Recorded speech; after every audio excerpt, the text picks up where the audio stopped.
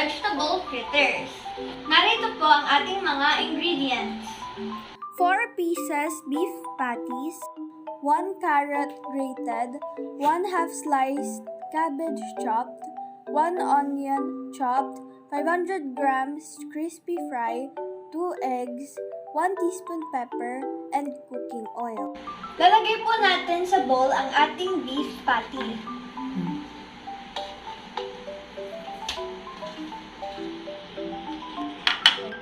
Dudurugin po natin ito.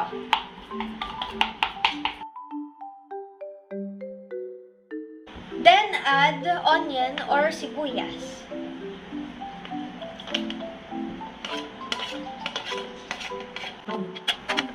Sunod naman po ang carrots.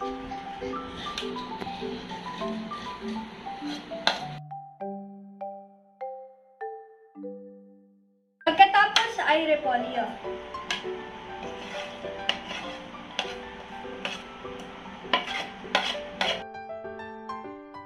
Then mix.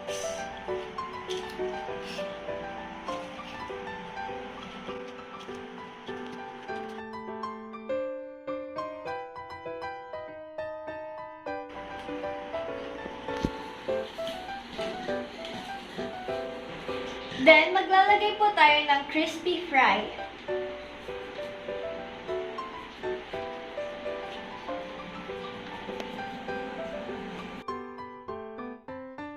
Then, add a teaspoon of pepper. Then, haluin po natin.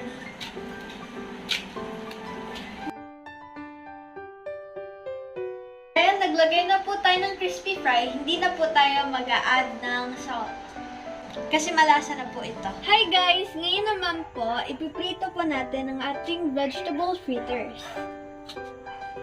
Pag mainit na po ang frying pan, ilalagay naman po natin ang mantika.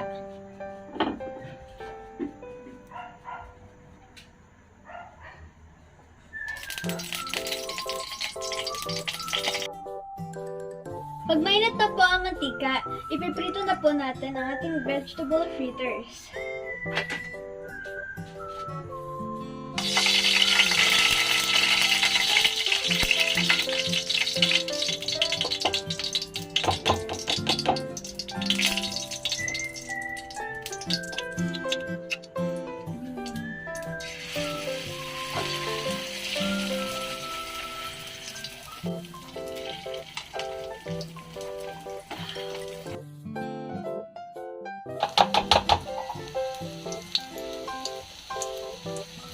Babaliktarin po natin.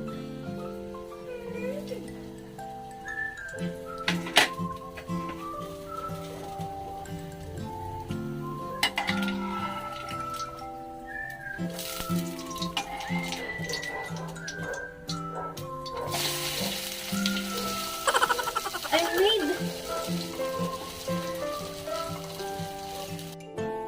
nakakatakot.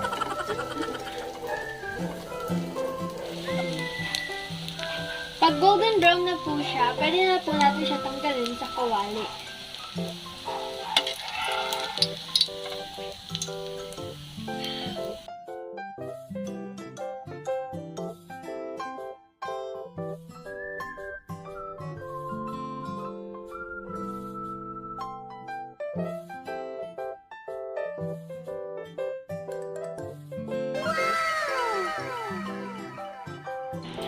Ito na po ang finished product natin. Si Kayla po ang titikim ng aking niluto. Hi, I'll do it.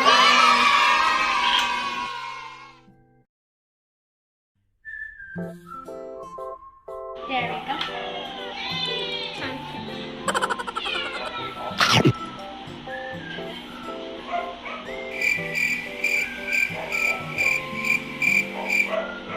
It's good!